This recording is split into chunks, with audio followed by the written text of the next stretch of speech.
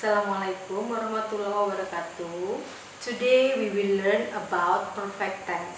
There are four kinds of perfect tense that we will learn. The first one, present perfect tense, and then present perfect continuous tense, and then past perfect tense, and future perfect tense. In this video, we will learn about the first one, present perfect tense, because it is a very important part of a grammar, I think. So to make you easier to understand, I will explain this in mixed language, bahasa and English.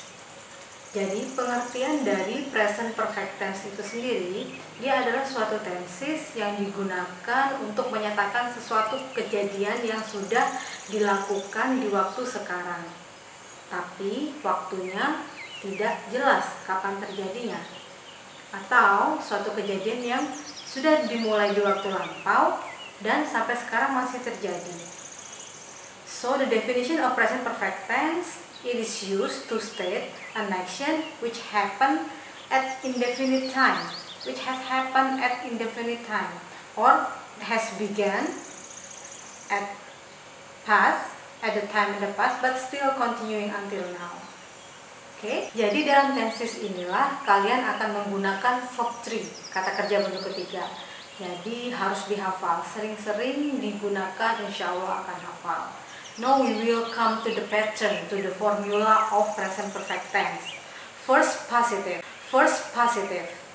Positive sentence, subject plus have or has plus verb 3 plus complement. Contoh kalimatnya, we have studied at home since April. We, subject, have, auxiliary untuk we, studied, kata kerja bentuk ketiga, at home, since April adalah komplementnya, pelengkapnya, bisa noun, adjective, atau adverb. Now negative. Negatifnya, subject plus have or has plus not plus verb 3 plus complement. Contoh kalimatnya, we haven't gone to school since April. Kita tidak ke sekolah sejak bulan April. We, subject, have, auxiliary untuk we, not bentuk negatifnya, gone verb 3, to school since April itu adalah complementnya, pelengkapnya. And then interrogative sentence, has plus have plus subject plus verb 3 plus complement. Contoh kalimatnya, has he called you? Apakah dia sudah menelponmu? Jadi has auxiliary untuk si sebagai subjek, called kata kerja bentuk ketiga, you, and then don't forget to put interrogative mark, ya, question mark, tanda tanya. Jadi di present perfect tense ada dua auxiliary yang akan kita gunakan, have or has. You can use have if your subject are I, you, they, we. You can use have. But if your subject is he, she, it, orang ketiga tunggal atau singular person, misalnya seseorang, satria, let's say, you can use has. Now we will come to the next pattern of present perfect tense. Bagaimana kalau kalimat kamu itu nggak punya kata kerja? Mungkin nggak? Sangat mungkin kalimat nggak punya kata kerja. Misalnya cuma ada noun, adjective, atau adverb.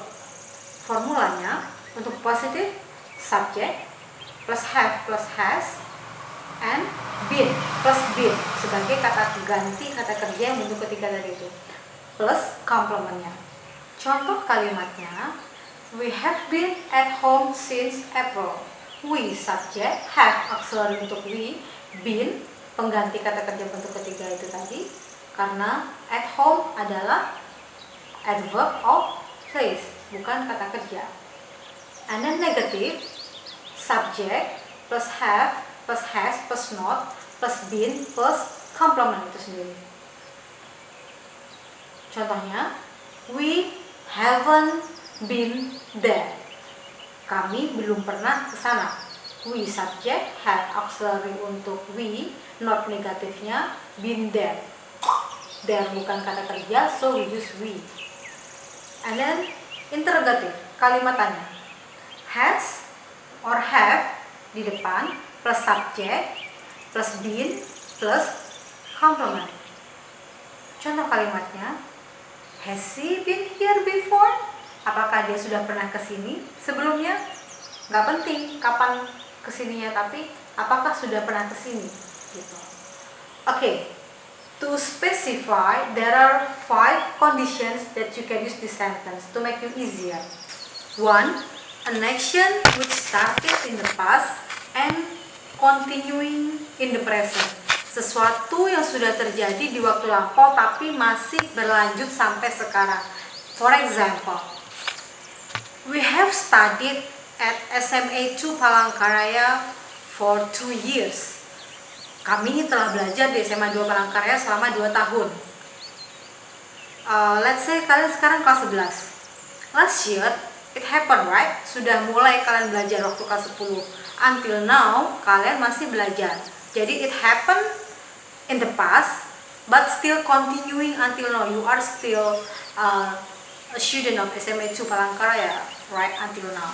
2. When the period referred to has not finished. Ketika waktu yang disebutkan itu belum selesai. Contohnya, it has been rainy all day long. Seharian ini hujan. Nah, kalau ngomong seharian ini kan misalnya dari pagi hujan, kita ngomong pas lagi siang nih, hujan juga. Kan seharian belum selesai ya, masih ada sore, masih ada malam. So, on that situation you can use present perfect tense. 3. Actions repeated in unspecified time in the past and happens for several times and may happen again. Jadi untuk sesuatu yang terjadi di waktu lampau sampai sekarang itu berulang-ulang terjadi dan ada kemungkinan akan terjadi lagi. For example, I have watched Friends serial for many times. Saya sudah menonton serial Friends berkali-kali. Bulan lalu nonton, bulan ini nonton, dan ada kemungkinan next month akan nonton lagi. So on that situation you can use present perfect tense. 4. An actions which completed in the very recent past. On this case you can use just, sesuatu yang baru saja selesai. Pakai kata just untuk kalimat ini. Contohnya, I have just got trouble uploading the video. Saya baru saja kesulitan atau dapat masalah mengunggah videonya. The last one, 5. When the precise time is not known or unimportant.